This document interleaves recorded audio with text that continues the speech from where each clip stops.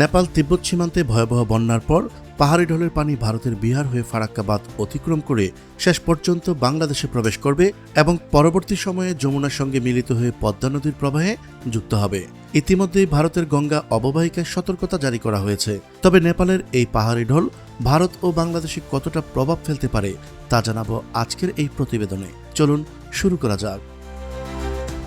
কানাডার সাসকাচুয়ান বিশ্ববিদ্যালয়ের আবহাওয়া ও জলবায়ু বিষয়ক গবেষক মোস্তফা কামাল পলাশ লিখেছেন, তিব্বত নেপাল সীমান্তে সৃষ্ট ভয়াবহ বন্যার পানি বুটিকোশি ও ত্রিশূলী নদী হয়ে নারায়ণী ও গন্দক নদী ব্যবস্থার মাধ্যমে ভারতের বিহার রাজ্যের দিকে অগ্রসর হচ্ছে। ভারতের কেন্দ্রীয় পানি কমিশন এরই মধ্যে গন্দক নদীর ভাটি এলাকায় সম্ভাব্য পানি বৃদ্ধির বিষয়ে সতর্কতা জারি করেছে। বর্তমানে বিহারের গঙ্গার কয়েকটি পর্যবেক্ষণ কেন্দ্রে পানি এরই মধ্যে বিপদসীমার উপরে রয়েছে। তাই গত বুধবার রাতে গন্দক বাঁধের ৩৬টি গেট খুলে প্রায় ১,৫০,০০০ কিউসেক পানি ছাড়া হয় এবং সবকটি গেট খুলে দিয়ে পরিস্থিতি পর্যবেক্ষণ করছে ভারত। ভারতের বিহারে গন্দক নদী নামে পরিচিত এই নদী হাজিপুর ও সোনাপুরের কাছে গঙ্গায় মিশেছে। এরপর গঙ্গার প্রবাহ পূর্ব দিকে এগিয়ে পশ্চিমবঙ্গের ফারাক্কা অতিক্রম করে বাংলাদেশে প্রবেশ করেছে গঙ্গা বা পদ্মা নামে। তাই নেপালের এই পাহাড়ি ঢলের একটি অংশ শেষ পর্যন্ত বাংলাদেশের নদী ব্যবস্থায় পৌঁছানোর ভৌগোলিক গতিপথ রয়েছে।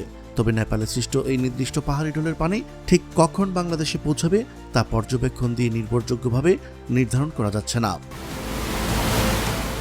তবে বিশেষজ্ঞরা বলছেন, এই মুহূর্তে সবচেয়ে গুরুত্বপূর্ণ নজরদারি বিষয় হবে গঙ্গা পদ্মা নদীর পানি।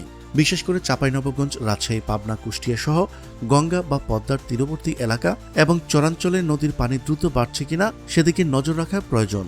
বিশেষজ্ঞরা বলছেন, নেপালের পানি বাংলাদেশে পৌঁছানোর আগে কয়েকশো কিলোমিটার পথ অতিক্রম করবে। এই দীর্ঘ পথে প্রশস্ততা, বিভিন্ন শাখা উপশাখায় পানি ছড়িয়ে পড়ায় নদীর ধারণ ক্ষমতা এবং অন্যান্য প্রবাহের সঙ্গে মিশে যাওয়ার কারণে পাহাড়ি ঢলের তীব্রতা কিছুটা কমে যেতে পারে। বাংলাদেশ পানি উন্নয়ন বোর্ড বন্যা পূর্বাভাস ও সতর্কীকরণ কেন্দ্রের তথ্য মতে দেশের নদীগুলোর পানির উচ্চতা নির্ধারণ শুধু নেপালের ঢল নয়, ফারাক্কা এলাকায় পানির প্রবাহ, ভারতের গঙ্গায় থাকা পানির পরিমাণ, একই সময়ে বাংলাদেশের স্থানীয় বৃষ্টি এবং পদ্মার নিচ্ছ প্রবাহ গুরুত্বপূর্ণ ভূমিকা রাখবে।